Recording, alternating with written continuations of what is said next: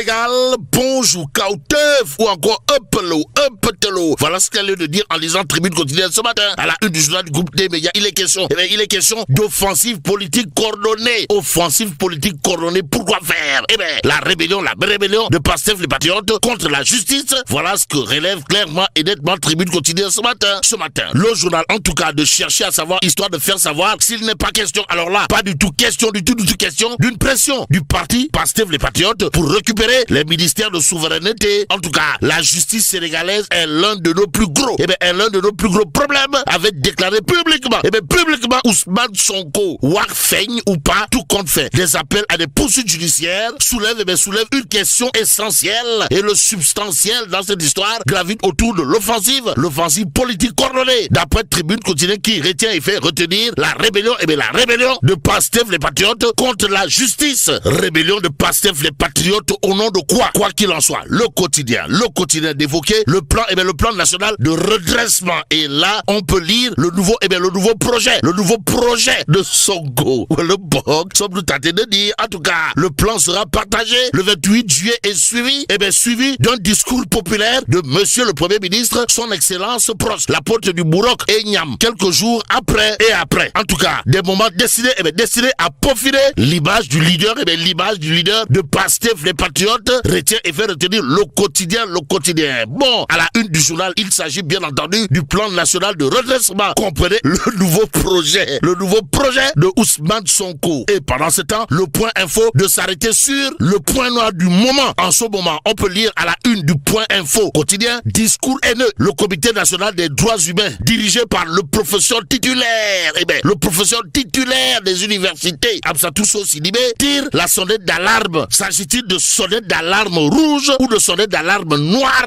D'où notre intérêt de prendre le point actu quotidien. Le journal, en tout cas, d'indiquer dérive et discours de haine. L'appel à la retenue de Amsatou Sow Sidibé. En tout cas, la présidente Amsatou Sow Sidibé, professeur titulaire de son état, appelle au respect des institutions et à la dignité des personnes. Amsatou Sow Sidibé en personne fait comme qui dirait taper du poing sur la table, histoire de ramener l'opinion publique nationale à la raison. La raison étant Hélène et l'émotion nègre, certes, mais le point actu de nous apprendre qu'après l'affaire Badara Gadiaga et les deux sorties musclées de Ousmane Sonko, le silence troublant de Y'en a marre. S'agit-il en réalité des réalités d'un silence aux allures de qui ne dit mot consent?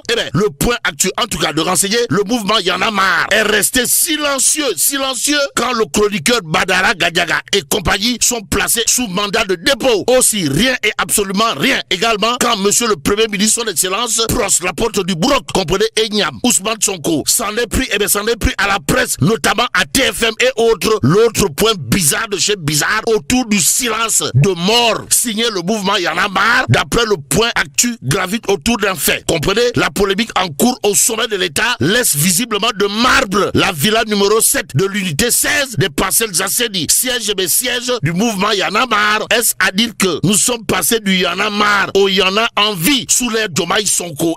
Retenons tout simplement et tout bonnement ce qu'on retient. Le point actu quotidien, à savoir, au même moment, Diomaye reçoit Soros, le financier de Y'en a marre, longtemps critiqué par les pastéfiens.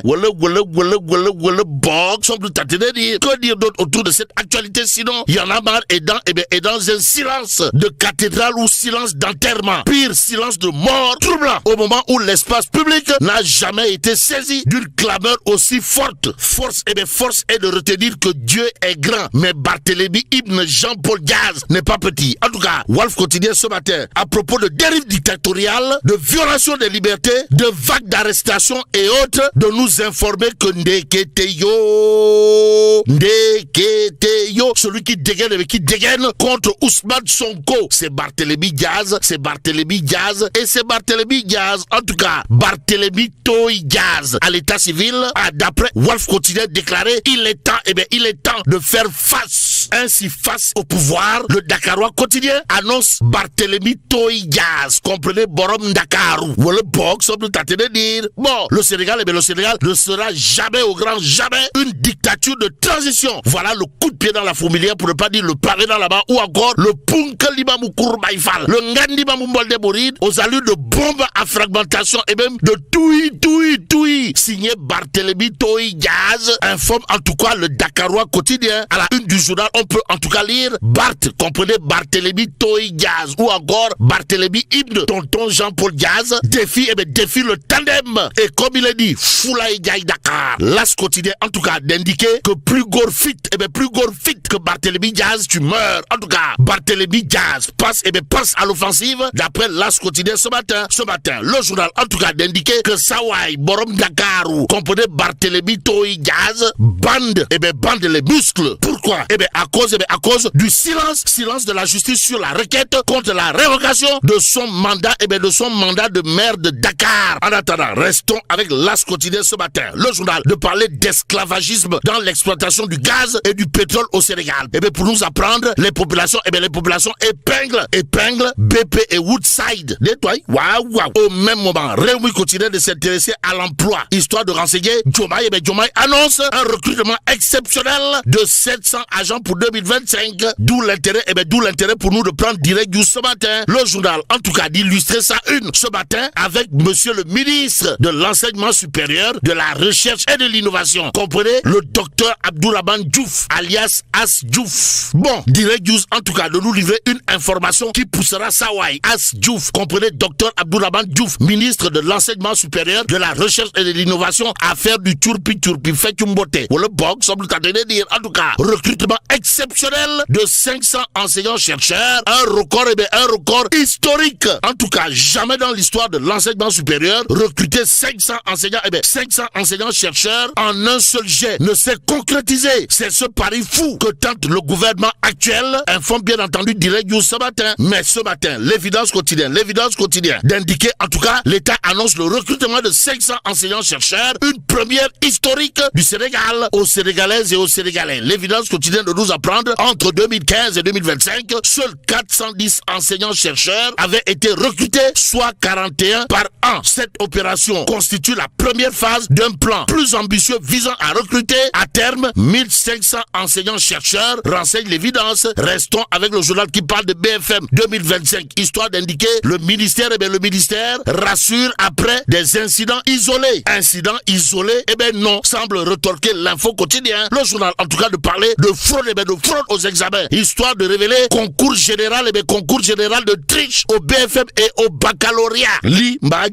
Pour l'instant, Tribune Sport, de parler d'un candidat à la présidence de la Fédération sénégalaise de football. De qui s'agit-il exactement? De Abdoulaye Fall, qui, d'après Tribune Sport, plaide pour l'unité et la stabilité du football sénégalais, aux Sénégalaises et aux Sénégalais. Tribune Sport ce matin, à propos de l'élection à la présidence de la Fédération sénégalaise de football, semble indiquer clairement et nettement que voter Abdoulaye Fall, ou encore Abdoulaye Fall, c'est comme qui dirait l'homme de la situation et des solutions du football sénégalais, si on en croit Tribune Sport ce matin, le quotidien sportif du groupe des médias, au chapitre du LAMB, de renseigner quelques heures après sa chute devant site Balla Gaye de blessé avant le combat. En tout cas, il a été aperçu à l'hôpital marchant avec des béquilles, portant une attelle au genou. Informe en tout cas Tribune Sport ce matin, l'observateur L'Obs à ce sujet d'indiquer défait par site en moins de 3 minutes. Balla Gaye 2, c'est comme qui dirait le crépuscule d'une idole. En tout cas, le lion de Guédiawaye rattrapé par le poids des années, informe clairement et note dans l'observateur L'Obs, avant d'accrocher un amateur de lambe qui dira que son mythe, le mythe de Balla Gaye 2, est en train de s'effondrer dangereusement. Et pendant ce temps, l'observateur L'Obs de nous informer, déféré hier au parquet de Pikine Guédiawaye, Pathé Baldé, dénouement d'une cavale à suspense. En tout cas, ce qu'il a dit aux enquêteurs à propos de son jeune frère Ama Baldé informe clairement et nettement l'observateur L'Obs. Restons avec le journal du groupe Futur Média qui parle de retour de parquet, histoire d'évoquer les dernières révélations de l'enquête sur Coach. En tout cas, les 49 millions retrouvés dans un compte de la CBAO, la Mitsubishi flambant neuve et la BMW dernier cri autour justement de l'affaire Coach, ce qui nous permet de terminer avec Libération ce matin. Le journal, en tout cas, d'indiquer paid not to publish. publish avant de révéler dans les secrets du système Koch Barma. En tout cas, les enquêteurs ont retrouvé exactement 9000 fichiers, 9000 fichiers structurés dans son MacBook Pro 13 pouces. Les fichiers dénommés Paid Not to Publish indiquent détail à l'appui la liste complète des victimes qui sont passées à la caisse pour éviter la publication de leur sextape. L'une d'elles a même payé 2 millions de francs CFA. Une autre, 9668 €. Informe toujours Libération. Et là, mais là, c'est donc de Tchei Allah. Fouji Diobati. Bon, que Dieu préserve le Sénégal.